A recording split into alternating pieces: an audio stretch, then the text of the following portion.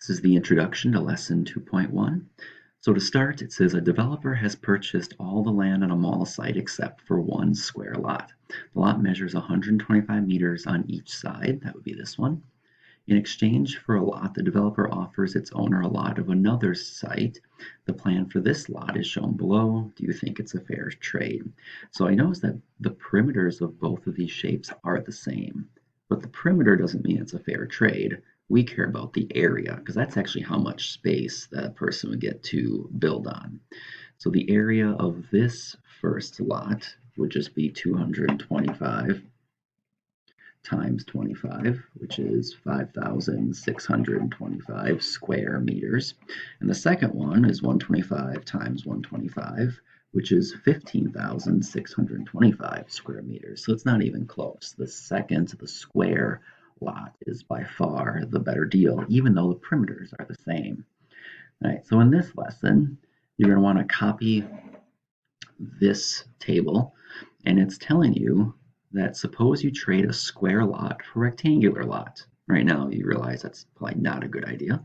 The length of the rectangular lot is 2 meters greater than the side length of the square, and the width is 2 meters less.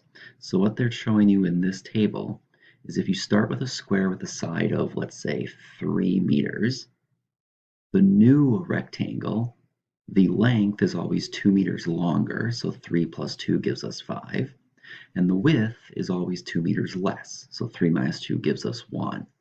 Once you have those dimensions, you can then fill in the area for both the square lot and the area of the rectangular lot, and then you want to see what the difference is in the areas.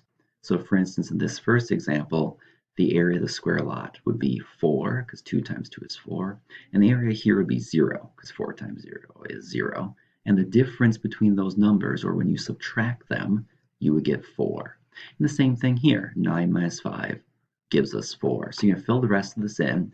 Of course, the tricky part is going to be the last row where they give you a variable, not an actual distance.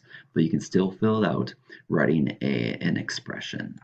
You'll go ahead and do A, 1, 2, 3, and B, 1, 2, 3. If you want, you can also work through C by using maybe Desmos as your graphing calculator, but I'll also go over that with you in a little bit. So go ahead.